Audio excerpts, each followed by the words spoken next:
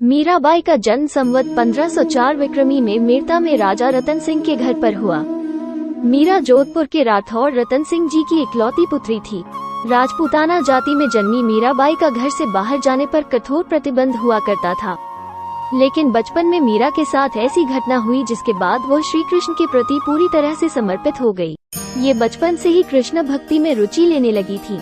मीरा का विवाह मेवाड़ के सिसोदिया राज परिवार में हुआ। चित्तौड़गढ़ के महाराजा भोजराज इनके पति थे, जो मेवाड़ के महाराणा सांगा के पुत्र थे। राणा संग्राम सिंह भोजराज के पिता और मीराबाई के ससुर थे। विक्रम सिंह मीराबाई के देवर थे।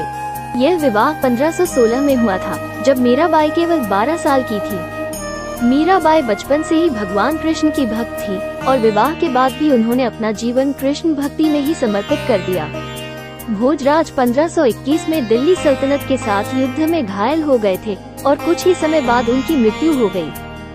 पति की मृत्यु के बाद जब ससुराल वालों ने मीरा को सती होने के लिए कहा तो मीरा बोली, मेरे पति को श्री कृष्ण है। मीरा पति की मृत्यु के बाद भी मंदिर जाने लगी और भजन गीत गाकर नाचने लगी। इस पर उसके ससुराल वालों ने मीरा पर व्यभिचारिणी होने का आरोप लगाकर भरी सभा में मीरा को विष का प्याला देकर पीने को कहा। राणा ने विष का प्याला लिया। मीरा को ढूंढो, उन्होंने कहा, और उसे दे दो। उसने इसे चरणामृत की तरह पी लिया, गोविंदा की स्तुति गाते हुए। मीराबाई वृंदावन में जाकर इसलिए बस गई थी क्योंकि उन्हें अपने पारिवारिक संतापों से मुक्ति चाहिए थी। मीराबाई कृष्ण की परम भक्त थी। उन्होंने बचपन से ही श्री कृष्ण को अपना आराध्य और पति मान चुकी थी। गोप से विवाह होने के बाद भी उनका लगाव श्री कृष्ण के प्रति कम न हुआ और कृष्ण से मिलने की तड़प में ही उन्होंने प्राण त्याग दिए।